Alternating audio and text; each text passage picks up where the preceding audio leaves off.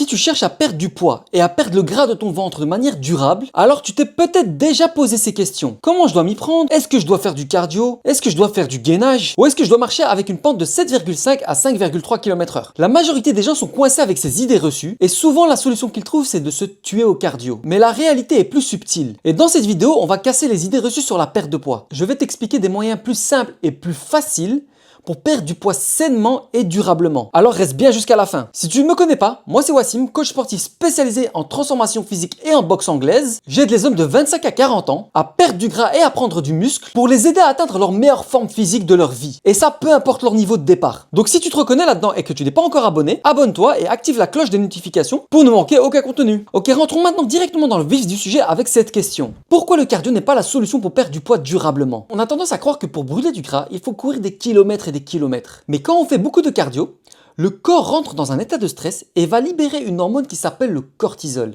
Le cortisol, aussi appelé l'hormone du stress, est crucial pour gérer les situations de danger. Et elle permet de mobiliser rapidement de l'énergie. Mais quand il est libéré en trop grande quantité, et trop souvent, il peut devenir un vrai frein pour la perte de gras. Quand on s'entraîne de façon intensive, notre corps ne fait pas la différence entre le stress de l'entraînement et un stress lié au danger. Il interprète ça comme une situation d'urgence et libère du cortisol pour qu'on ait de l'énergie qui est rapidement accessible. Et comment il fait ça? Simplement en mobilisant le sucre qui est déjà disponible dans notre sang. Pour faire simple, si cette situation de stress se répète souvent, le corps va rentrer dans une espèce de mode survie. Le cortisol va donc favoriser le stockage des graisses car il anticipe un besoin futur d'énergie en cas de danger prolongé. Le cortisol agit comme un signal pour que le corps conserve les réserves de graisse au lieu de les brûler. En d'autres termes, malgré un entraînement intensif, ton corps peut ralentir la perte de gras, voire même favoriser la prise de gras, car il se sent sous pression et veut protéger ses réserves. C'est pour ça que beaucoup de gens voient des résultats limités malgré les efforts intensifs qu'ils font sur leur tapis de course ou sur leur vélo elliptique. Donc même si le cardio est excellent pour la santé, trop de cardio et surtout s'il est mal programmé, peut ralentir ta perte de gras. Et c'est là que la musculation fait toute la différence comparée au cardio. Si tu cherches à optimiser ta perte de poids, le cardio n'est pas la meilleure solution. Favorise plutôt la musculation car elle a un effet post-combustion. Je m'explique. En gros, quand tu fais de la musculation,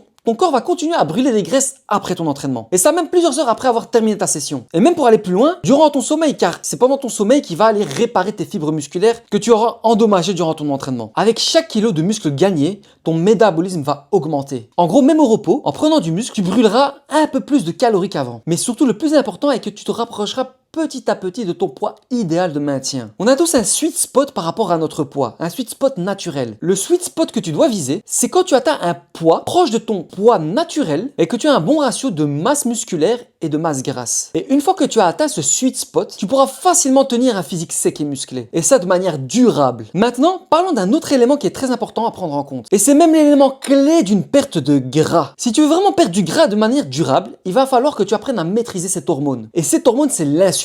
Cette hormone détermine si le sucre que tu consommes va être utilisé comme énergie ou alors va être stocké comme graisse. Quand on mange beaucoup de sucre ou même de glucides de manière générale, cette insuline augmente. Et si tu manges du sucre en excès ou à des fréquences élevées, cette insuline ne descend jamais, il reste toujours élevé. Cet excès de sucre va simplement être stocké en graisse. De plus, il faut aussi prendre en compte l'indice glycémique des aliments, parce que c'est ça qui va faire en sorte que l'insuline augmente énormément. Plus l'indice glycémique d'un aliment est élevé, plus tu sécréteras d'insuline. Et à long terme, à force de faire des yo-yo d'insuline, tu risques de créer de la résistance à l'insuline. Et dans le pire des cas, de développer un diabète de type 2. Donc, doucement sur le sucre, parce que c'est pas ton ami.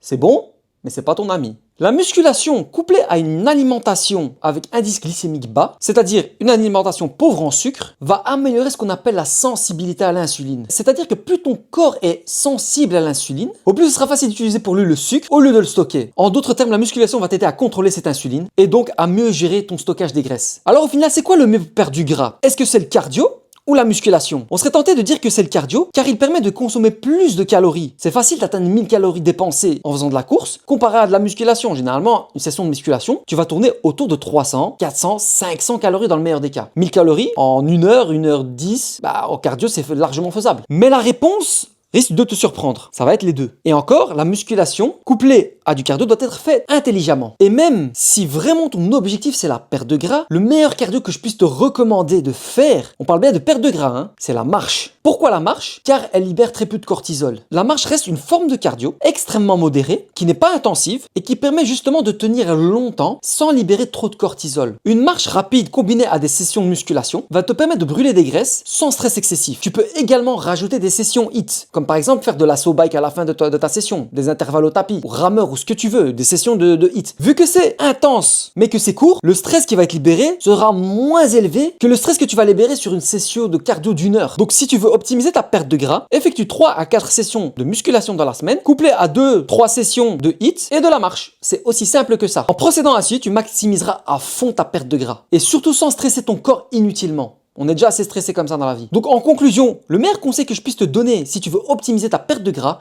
c'est de coupler ta musculation avec de la marche. C'est le must. Tu peux bien évidemment faire du cardio, parce qu'il y a bien évidemment plein de personnes qui sont des athlètes hybrides, qui font du cardio à haute intensité, voire même tu peux faire du cardio à longue distance, etc. si c'est quelque chose que tu aimes.